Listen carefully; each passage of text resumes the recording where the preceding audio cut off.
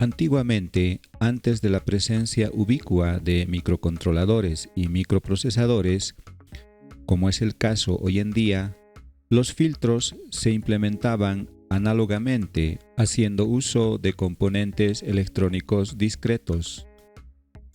En la figura vemos dos ejemplos de filtros pasabajos análogos de primer orden. El primero es un filtro pasabajo pasivo y el segundo un filtro pasabajo activo. Hoy en día, sin embargo, y gracias a la disponibilidad de microprocesadores y microcontroladores de bajo costo, se hace uso casi de manera exclusiva de los llamados filtros digitales, pues estos en general proveen resultados mucho mejores que los filtros análogos, consiguiendo además desempeños miles de veces mejores que los ya mencionados, y se implementan en código haciendo uso de algún lenguaje de programación. Esto ha dado lugar al surgimiento de un campo especializado de aplicación llamado procesamiento digital de señales. De acuerdo al método matemático algorítmico usado para la implementación del filtro, existen dos tipos de filtros pasabajos: el filtro pasabajos por convolución y el filtro pasabajos por recursión. El filtro pasabajos por convolución usa la operación matemática de la convolución para su funcionamiento. La convolución, explicada en términos simples, es una operación matemática que se realiza sobre dos funciones, y ésta produce una tercera función que expresa cómo la forma de una de ellas es modificada por la otra. Este tipo de filtro, entonces, realiza la convolución de la señal de entrada, es decir, de las lecturas de los sensores, con la respuesta al impulso del filtro digital. Dicha respuesta al impulso del filtro se conoce también con el nombre de kernel o núcleo del filtro. Entonces, cada valor filtrado a la salida del filtro es calculado mediante la ponderación y suma de dos o más lecturas de sensor a la entrada del mismo. Este tipo de filtros son también conocidos con el nombre de filtros FIR, que es el acrónimo de Finite Impulse Response en inglés, cuya traducción en español sería respuesta finita al impulso. Esta es una animación sencilla que nos ilustra gráficamente el proceso de la convolución matemática entre dos señales. La primera, una función triangular f1, y la segunda, una función rectangular f2. Como habíamos dicho anteriormente, la convolución matemática produce una tercera función, que es la que se muestra abajo, que expresa cómo la forma de una de las funciones originales es modificada por la otra.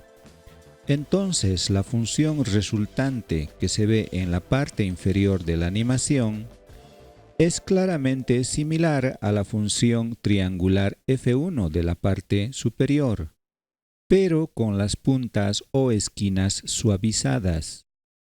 Dicho de otro modo, entonces, el proceso de la convolución en este ejemplo ha dado como resultado que las puntas de la onda triangular hayan sido suavizadas.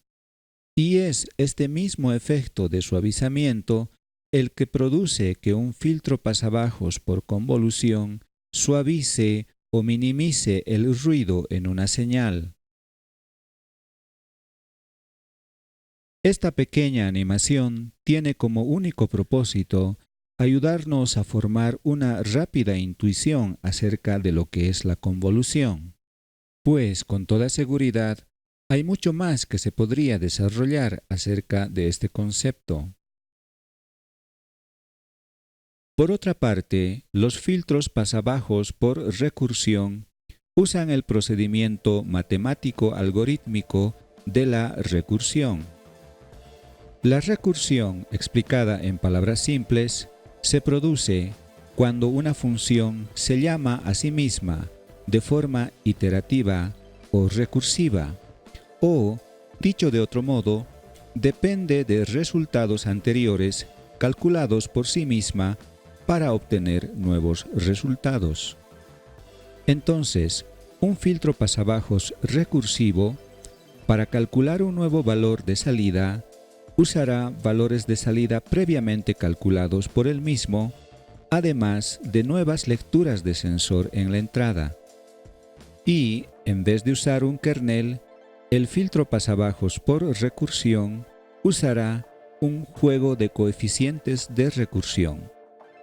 A este tipo de filtros se los conoce también con el nombre de filtros IIR, que en inglés es el acrónimo de Infinite Impulse Response, lo cual, traducido al español, sería respuesta infinita al impulso. La construcción del triángulo de Pascal ilustra claramente el concepto de una función recursiva, pues el valor de cada elemento en una nueva fila que no esté ubicado en los extremos depende de los valores de los dos elementos inmediatamente arriba de éste. Por este motivo podemos afirmar que cada nuevo valor en la parte interna del triángulo depende recursivamente de los valores calculados anteriormente que se encuentran ubicados por encima de éste. En un filtro pasabajos por recursión encontramos un comportamiento recursivo similar al que se ve en esta ilustración, pues cada valor nuevo a la salida de este filtro pasabajos dependerá en mayor o menor grado de uno o más valores filtrados calculados con anterioridad. Nuevamente, esta es una simple ilustración para ayudarnos a adquirir una intuición rápida acerca de este concepto.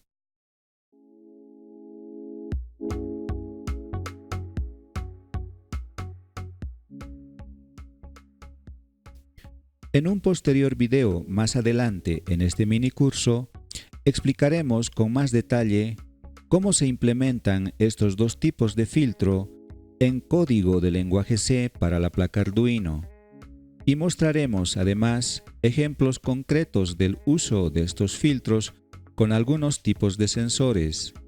En la página web de este mini curso o en la descripción de este video podrás encontrar referencias a materiales disponibles en Internet que puedes consultar para profundizar tu entendimiento conceptual acerca de estos dos tipos de filtros. Resumiendo, entonces podemos decir que los filtros pasabajos descritos en este video son usados principalmente para el suavizamiento de señales y la remoción de ruido de alta frecuencia.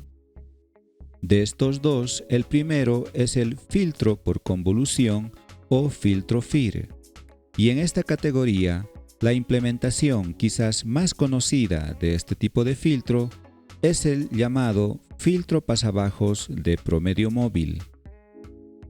El segundo tipo de filtro es el filtro recursivo o filtro IIR, y en esta categoría, la implementación más simple es el llamado filtro pasabajos de suavizamiento exponencial de primer orden.